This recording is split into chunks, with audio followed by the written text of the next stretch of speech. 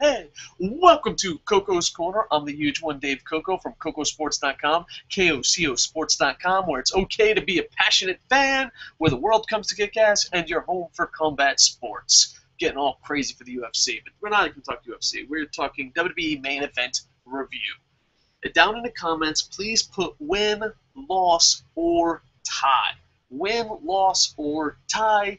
Tell me what you thought of it, and if there's something I missed that was good or bad, please put it down in the comments. Usually, the biggest thing about main event reviews that we get a lot of things is it worth watching. When I first watched it, the first time I watched it, I thought it was a giant loss. But the more I think about it, I'm gonna give it a weak tie. It is very, very possible. It is very, very easy to skip this one. You could just read the quick results or watch the YouTube highlights. Not much to it. There were, if you do enjoy zingers, it seems like they had a lot of great insults, a lot of great zingers during this. Paul Heyman threw Daniel Bryan under the bus, very Paul Heyman smooth-like. I'm trying to think who else. Ziggler had a couple zingers, and RVD had a great zinger about Ryback's wrestling gear. So if you're one of those guys that like quick-witted insults, this for a main event for a C show had some of that. But a lot of it is skippable. Let's break it down. The first thing they do, which really broke my heart, is, and it's not WWE's fault, it's just, bad timing. Bad stuff happens to good people. The main event, I guess, advertised was Dolph Ziggler versus Cesaro. And, man, that would have been money. That would have been great. That would have been a win. That would have been a you-can't-miss match. But during Kofi Kingston's match, he scratched his eye, and he was wearing an eye patch, and they cut a promo, and Paul Heyman was awesome. As always, Paul Heyman really shined in this main event. If there was an MVP, I know it sounds crazy, it would probably be Paul Heyman. And Ziggler came down, and they went back and forth, and this would be a great feud if one of these guys won the Intercontinental title. Two great wrestlers, one as a face, one as a heel. It's just, in my humble opinion, this is what should be main eventing. This is what should be main eventing WWE. This is what should be main eventing WWE. But dun, dun, dun, dun, something stand in the way. But the promo went really good between Paul Heyman, Cesaro, and Ziggler. But they have to advertise and prepare for Battleground. So out came Big E, out came everybody else, and then later, without it being, I don't know if it was made clear, but it was pretty clear that it was going to be a six-man tag. So yeah, overall, pretty decent promo, but once they went all WWE, everyone needs to come out, it went downhill pretty quick. Luke Harper and Eric Rowan defeated R-Truth and Xavier Woods. The match was meh at best. But, man, is Luke Harper and Eric Rowan getting over with the crowd. Just the entrance was amazing. People are really getting into it. I know this sounds crazy, but I'm actually liking Luke Harper and Eric Rowan better than Bray Wyatt right now. But all three, as a faction, are getting over. And it was in New Jersey. Woohoo! The place where I was born and raised. Born, question mark, but I was raised there. But yeah, so New Jersey crowd went absolutely crazy, had the cell phones out, singing. It was a great entrance. And slowly but surely, they are easily becoming the people that are going to surpass Undertaker as far as entrances and mythology, -10 for not being able to pronounce that word, but, over the top storylines. All right, so there you go. And it was an okay match. You know what, though? One thing I do have to mention, besides the entrance and them getting over, R-Truth doesn't get the credit he deserves. I mean, Xavier Woods is still young, little green. I think he will come into his own and be a great wrestler in the future. And not only that, but he'll be one of those guys that he's very educated and very fan-friendly, so he'll be perfect for, PR tours, which WWE loves so much. But R-Truth, man, he has such a unique style, and in this match, he's so good at selling. I know TNA in its earlier days put him as NWA champ, and that, to me, that was just absolutely amazing. But he has a style that is his own type style, and he's great at selling. I always wish R-Truth had at least one good, decent run in WWE, especially when they split up the titles. But right now, John Cena has both titles, and I don't know if they'll ever split up the titles again. But R-Truth, I think, at least should have had a title when the titles were split and, they did the SmackDown. He should have been SmackDown champ. I mean, he has such a unique style, and he's so good at selling. I just wish he had more success. But then he was the NWA champion over at TNA. So then, very storyline-driven tag team match. Was supposed to be Nikki Bell and the Funkadactyls just on Raw, but Stephanie comes in trying to be the good guy, saying, no, let's make it a tag match. Alicia Fox is her partner, and it just did the story of how Stephanie is screwing over the Bellas. The Funkadactyl storyline of breaking up kind of went on pause, and Nikki Bella, pretty much the whole match was her, and she went for a tag to Alicia Fox, and Alicia Fox pulled her hand away and kicked her in the chest, and the Funkadactyls won.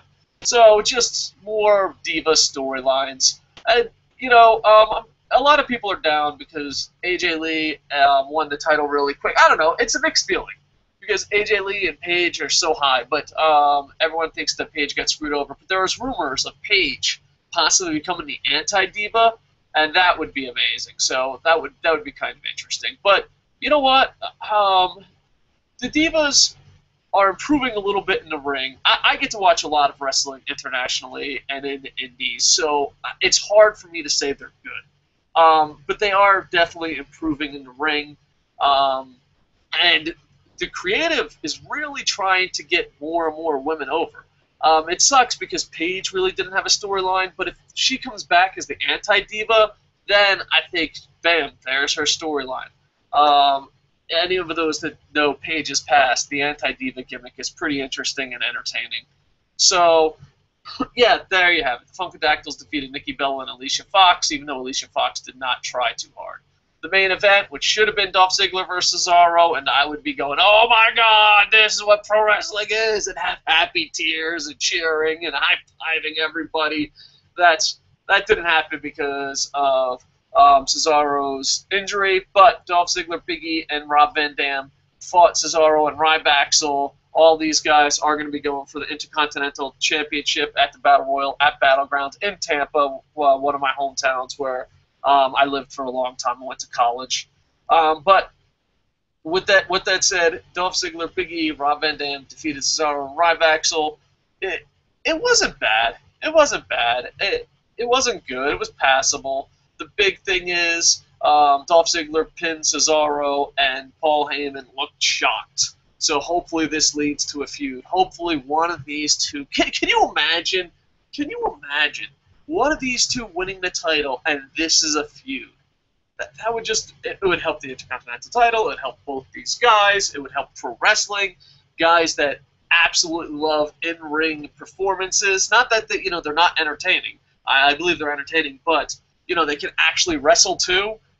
That it would just be amazing. It would be something to watch. I just can't wait. And hopefully they just don't forget about it. Because it always seems when they have two great wrestlers, they just give the matches away on like main event C shows or give the matches away on Raw and SmackDown. Because usually this is how it works.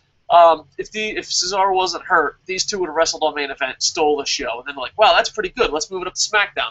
Then it would have been somewhat of a watered-down match of the main event match, but it would have been great. And they'd be like, okay, let's put it on main event. And by the time, on Monday Night Raw. By the time it was on Monday Night Raw, they've already wrestled the match 3 fucking times, and it just isn't the same. But it would be interesting if they just fucking had a feud and it made it a pay-per-view. When's the last time you really cared about a pay-per-view in a long time? Matches and undercards, especially the Intercontinental title. I don't know. It's just sometimes WWE depresses me because they have all the power and they still make the same mistakes. All right, bam, there you go. One thing I also wanted to mention, they re-edited and repackaged the Cena promo with Triple H and his wife, and to me, to me, it was pretty damn good, and I give all the credit to WWE's good editing. When you watched it live, it was probably the most painful, worthless fucking segment ever. But they put in color, they put in quick edits, they put like it just makes me sad because WWE does everything great except booking. I feel so bad for that. But the editing team, good job. And Cougar Countdown, I was very excited to watch this. It came on, I believe, after main event. Cougar Countdown, I was very excited to watch this. I was very disappointed by it. It was very kayfabe-ish. I wish, like, sometimes WWE has such a great story. Why don't they go with that? I wish they went with it being kind of more of a shoot, like how horrible she was to how much she improved. WWE does not go with that story too often. I mean, The Miz started off so bad and was one of the most improved wrestlers. Magnus in TNA started off really bad and improved so much. And Vicky Guerrero as a character was horrible and improved so much, but that's not what they did. They all kayfabed it. And then, like, I think, like, it was a countdown show, so about 7 I just turned it off. And it's sad because I was kind of looking forward to it. I just wish, Vicky Guerrero wasn't in character. She could have talked about the drama of the Guerreros, talked about the pressure, how the other divas treated. I just wish, if you're going to make a and granted, it wasn't a documentary, it was a countdown. I just wish it was more like a documentary, like behind the scenes. I mean, the only one that seemed somewhat sincere and honest in the whole fucking thing, granted, I only watched the 7, seemed to be Edge. Edge was like, oh, yeah, fucking, like, he was sincere, and the rest was just like, get it? Vicky danced. So I was really disappointed with Cougar Countdown. It was a loss, and I was looking forward to it. I was hoping that, it would be more like that. But hey, what do you know? Oh, we do got some live comments. Armando says, talk Emma, bro. Talk about Emma's release and rehiring her. I'm going to make a separate video for that, but since you are here live, probably 1 o'clock in the morning your time, and I'm talking about a C show, I'll just give you a quick preview. Emma got in trouble. She stole something from Walmart, and this is just from reports. She stole something from Walmart. It was an iPod cover or something along those lines, some Apple cover product. It came out to like less than $15. She got arrested. They cut her. People went absolutely insane considering how many DUIs and how many people beat their wives and how many criminals they have on fucking roster. People went insane, and they rehired her, and they're going to punish her. I plan on doing a show about news a little bit later, especially since Forbes magazine just put out a great article. So, yeah, I just want to do a main event review, but that's pretty it. As far as her stealing this shit, there's, I'll just answer this quickly, I guess. One, it was probably some stupid dare. That's what I'm guessing. 2, maybe has a problem, which, a lot of rich people still like to steal. And 3, there's a possibility she just doesn't make enough money. I know this sounds crazy because everyone's like, oh, you turned down a job with WWE? Oh, my God. Dude, they don't get paid shit. My fat ass used to work in radio, and I had a former Intercontinental Champion that I promised never to say his name because that was part of the deal when we had a private conversation. He said, you can tell the story, but don't say my name. I talked shit on local Tampa radio and made more money than the Intercontinental Champion did. These motherfuckers are poor. If you're not a main eventer, they are poor. Poor. Emma probably does not make that much money at all. So that's kind of sad. But on the other hand, it's beyond fucking stupid. It's only $15 fucking dollars. Like I said, most likely it was a bet, or she has a problem. It's only $15 fucking dollars, and it's a cover. It's not like, oh, it's food. It's not, like, I don't know. I have a soft spot in my heart for thieves that steal stuff you need. Like if you steal if you have kids and you steal diapers, I don't consider you a criminal mastermind. Maybe I'm too soft. But if you steal food because you're fucking starving, there's a really famous saying. First, you ask for a job for the bread. Then you beg for the bread. And then when that doesn't work, you take the bread. But it's a fucking Apple product. It's not even fucking the phone. It's not even that. I don't even know what the fuck it is. It's a cover. So it's beyond fucking stupid. But with that said, they shouldn't have fired her. They did bring her back just because of the outlash. You're going to have people with DUIs, beat their children, wives, tax evasion, steroids. You're going to have all that. And some girl that's got 15. Because if it was anyone else, if it was one of the Bellas, they wouldn't have done this. If it was on Total Divas, they wouldn't have fired her. They overreacted. And I'm one of those guys where I fucking believe in, if there's a fucking rule, everyone follows it and everyone's to the same standard. If someone above me doesn't fucking follow the rule, I'm not following the fucking rule. I fucking don't understand that. Rules are there for in place, you know? And it's why I hate most governments and most people with power. Because you can't have a double standard. You can't be like, oh, we're going to fire her for $14.99, but Jack Swagger, no, keep it. I mean, fucking one of the Funkadactyls got a DUI and bribed a police officer, and she's still got a job. Get the fuck out of here. There's rules and there's not rules. If everyone's gonna follow the fucking rules, or no one is gonna follow the fucking rules. And Emma, it's beyond fucking stupid for doing it, but at the same time, WWE should not have fired her. If you're gonna fire her, you have to fire a lot more people, and it's bullshit. Rules are rules are rules. If not, don't have fucking rules. You know, it's kind of like the Randy Orton situation.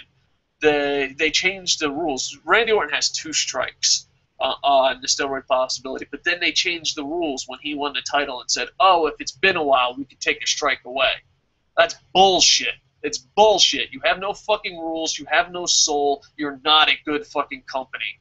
And that's the way it is. And you could say, oh, they run it the way they want, but at the same time, would you want to work for a fucking employee? It just sucks that WWE has a monopoly. Let's be completely honest. All right, I went on a little rant, but this is a main event review. Please, down in the comments, put win, loss, or tie, and hopefully I'll be able to do more shows later today. All right, with that, I am over.